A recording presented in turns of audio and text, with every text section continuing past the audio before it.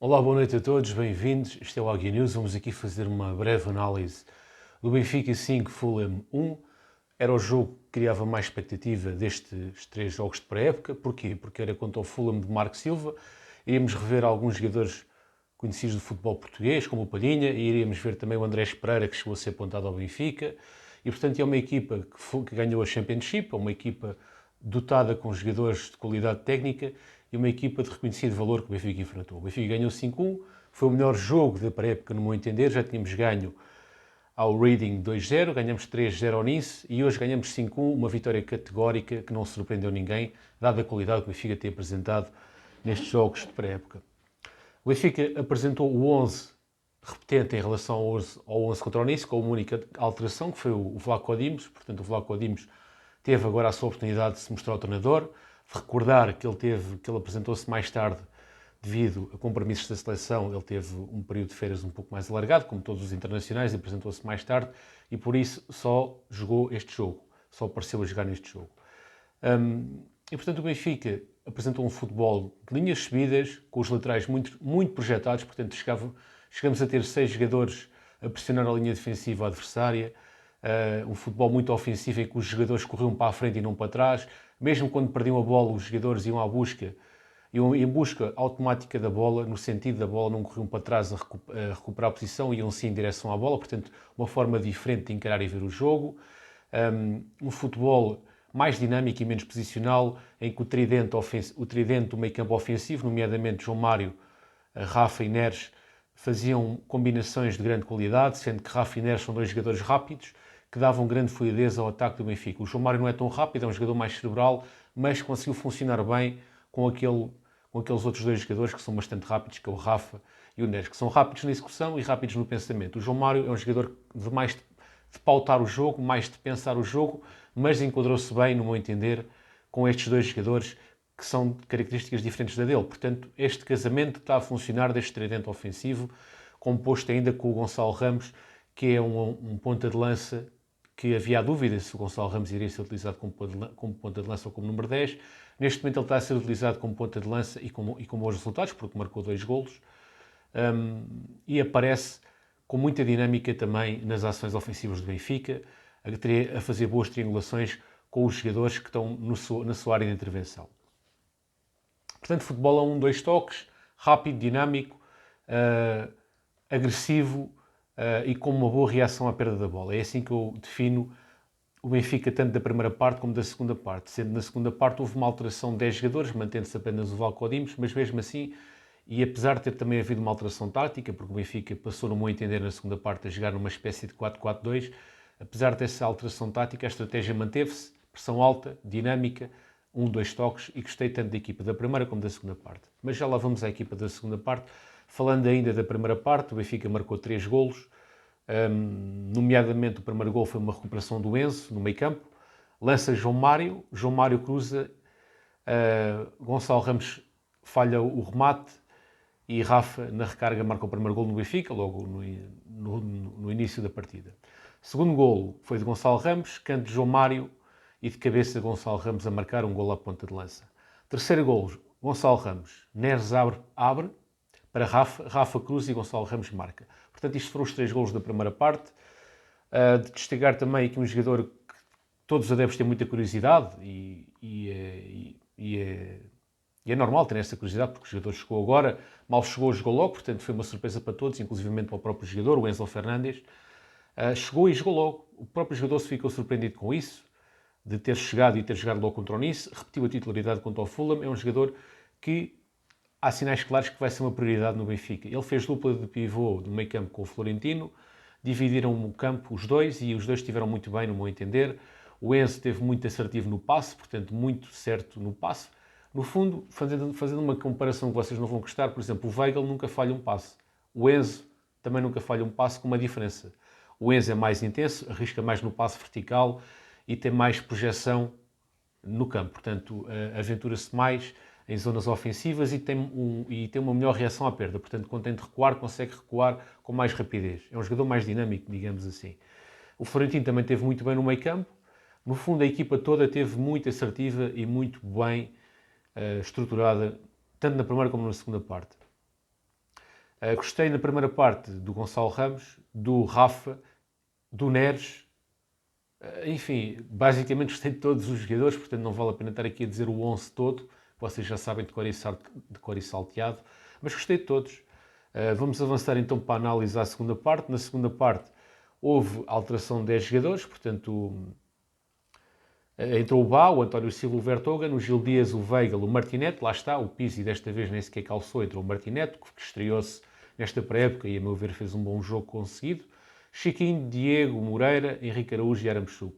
Bom, se no último jogo não gostei de Aramchuk, neste jogo já gostei de Aramchuk. Acho que Aramchuk conseguiu colocar as suas melhores características em ação, continuou com algumas debilidades em termos técnicos no capítulo do passe, mas ele, neste jogo, essa situação não se notou tanto porque o jogador conseguiu executar os passes com melhores condições do que ele tinha feito no último jogo.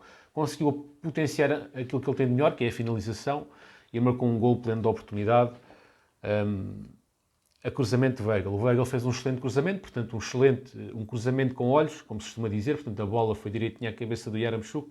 Yaramchuk fez uma finalização à ponta de lança, um gol de cabeça de grande categoria, que não deu hipótese ao guarda-redes do Fulham. O segundo gol foi do Martinete, foi do Henrique Araújo, pressão do Bá, o Bá pressiona alto, portanto vocês estão a ver como é que o Benfica estão a jogar com os laterais projetados.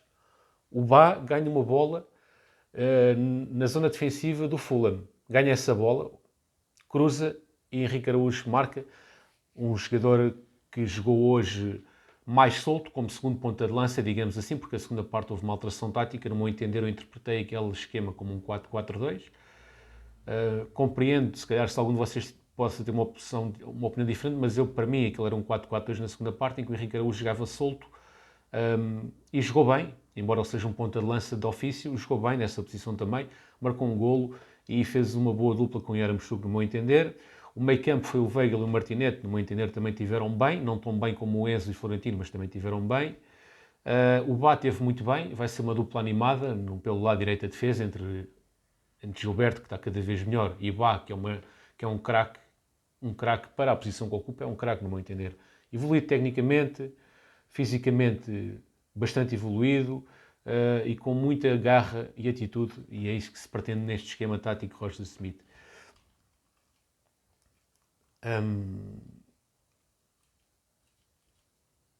A dupla defensiva, portanto, aqui também parece que há uma evidência que na luta por um lugar no plantel, que aquele defesa central, que eu agora não me recordo o nome, eu estou sempre a falar nele e não me recordo o nome. O António Silva está a ganhar espaço ao central Araújo, portanto, àquele defesa central jovem Araújo. Parece que será ele que vai compor o plantel. O Vertonghen parece que será a segunda opção.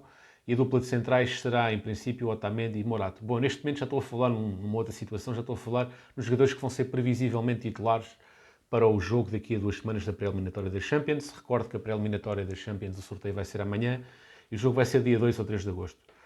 Vai ser um jogo, em princípio, será a 2 mãos. Já não há a situação das regras Covid neste momento, portanto o jogo será a 2 mãos. E eu acredito que na baliza há grande dúvida entre Vlaco Dimos e Elton Leite. O Vlaco Dimos hoje, o Benfica sofreu um golo e há quem diga que o Vlaco Dimos teve algumas culpas. Eu não consegui ver a repetição dos golos antes de fazer este comentário. Gostaria de ver a repetição para perceber se de facto ele teve culpas ou não. Pareceu-me que sim, mas o Vlaco Dimos também é o primeiro jogo que faz. Portanto, há aqui dúvidas de quem será o guarda-redes. Do lado direito, parece-me que o Gilberto ganha vantagem porque tem sido sempre ele a entrar na equipa. No entanto, eu gosto muito do Bá e para mim, se o Bá for o titular, tem o meu aval. Otamendi e Morato parece ser a dupla que vai iniciar a pré-eliminatória da Champions. Grimaldo do lado esquerdo. O Grimaldo só será vendido após esta eliminatória da Champions. Florentino e Enzo Fernandes também parece que não há grandes dúvidas. Eventualmente poderia ser Enzo, Fernandes e Weigl, mas parece que não. Parece que vai ser Florentino e Enzo Fernandes.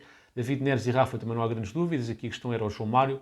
O Roger Smith está a utilizar uma tática em que os 3 médios ofensivos, o David Neres joga bem aberto pela direita, o Rafa está a jogar atrás do ponta de lança e o João Mário está a jogar na esquerda, mas indo para dentro. Ou seja, se o Neres dá profundidade ao lado direito, o Rafa já não faz isso. Estrategicamente, é mesmo estratégico, a culpa não é do João Mário, portanto é mesmo estratégico, o João Mário entra por dentro.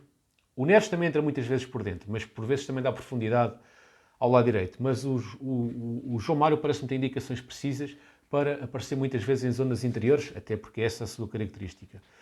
E, portanto, aqui não parece haver muitas dúvidas entre o David Neres e Rafa, e João Mário, parece-me que será o João Mário o titular. Não me parece neste momento que aquele jovem, o Diego Moreira, que é um bom jogador e que hoje, apesar de ter falhado em frente à baliza, fez um bom jogo, não entender, não foi assertivo em frente à baliza, mas esteve sempre muito esforçado, muito dinâmico e muito em jogo. Não me parece que o Diego Moreira tenha condições neste momento para competir com o João Mário por esse lugar. Portanto, em relação a esses jogadores não há grandes dúvidas. A frente de ataque poderia ser o Gonçalo Ramos e Yaramchuk ou Henrique Araújo, depende da forma como o Roger Smith quer jogar, mas eu gosto de ver o Gonçalo Ramos nesta posição de ponta de lança, não sendo um ponta de lança fixo, que supostamente é o típico jogador do Roger Smith ou ponta de lança fixo, mas parece-me que o Gonçalo Ramos, não sendo um ponta de lança fixo, funciona melhor do que se tivesse ali um jogador fixo na área, no meu entender, porque eu acho que este jogo foi a prova que o Gonçalo Ramos está muito bem para aquela posição, pelo menos pareceu-me evidente isso. Também gostei do Yaramchuk, também gostei do Henrique Araújo, mas minha aposta seria no Gonçalo Ramos. Do lado esquerdo também já falei que é o Grimaldo, não é? Porque o Ristic está lesionado, portanto tem pouco tempo de jogo. Vamos aguardar, o Benfica vai ter mais dois jogos antes da Liga dos Campeões, nomeadamente vai ter um jogo, bom, agora esqueci-me do contra o Girona, daqui a 5 dias, que é um clube da Liga Espanhola, salvo erro, um clube no meio da tabela, e vai jogar também a Eusébio Campo com o António Castro. E, portanto, são mais 2 testes que o Benfica tem, vamos ver o que é que vai dar, mas parece-me que não será muito longe, o 11 não será muito longe deste 11 que apareceu neste momento. Fala-se que o Benfica ainda quer despachar jogadores, portanto há jogadores que não participaram no jogo, nomeadamente o Gabriel, que em princípio vai para o Brasil, para o Flamengo ou para o Botafogo. O Pizzi não jogou neste jogo, também em princípio está na porta de saída. O Seferovic, que é um jogador que nos garante 20 golos por época, porque o histórico dele, quando é titular, é marcar 20 golos por época. O ano passado não marcou, teve lesionado, marcou 5. Está muito perto do Galatasaray, os valores que se falam são valores baixos, mas parece que o Benfica está a tentar puxar um bocadinho o valor para cima, mas o Seferovic também irá sair em princípio. O André Almeida também não participou no jogo, é um jogador que desde que teve aquela lesão gravíssima, nunca mais foi o mesmo, não que ele fosse um excelente jogador, mas era um jogador útil, um jogador que fazia várias posições. Neste momento, face à idade que tem, face à lesão que teve, nunca mais foi o mesmo e também está na porta de saída. O Chiquinho jogou, mas também parece-me que é um jogador que está na porta de saída. E, portanto, há muitos jogadores por colocar ainda.